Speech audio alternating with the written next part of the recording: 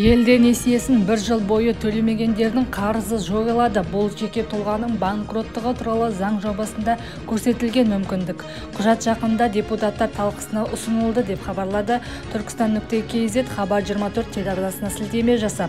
Телеарнаның мәліметінше проблемалық қарызы бар қазақстандықтардың 96% кепілсіз несие алғандар. Демек олардың дені банкроттық туралы заңның игілігін көре алады. Қарыз жойылуы үшін өтелмеген сома 5 миллион теңгеге дейін болуы керек.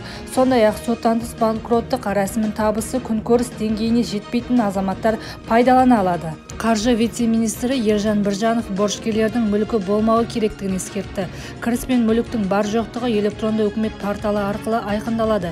Демек мүліктің есебін жүргізетін барлық уәкілетті мемлекеттік орган деректер базасы біріктіріледі. Осыдан кейін банктер есеп айырысу шоттары бойынша ақша қозғалысын жүзеге асырады. Соттан тыс банкроттыққа банк, микроқаржы ұйымдары мен коллекторлық агенттіктер алдындағы қарыздар бойынша қолданылуы мүмкін.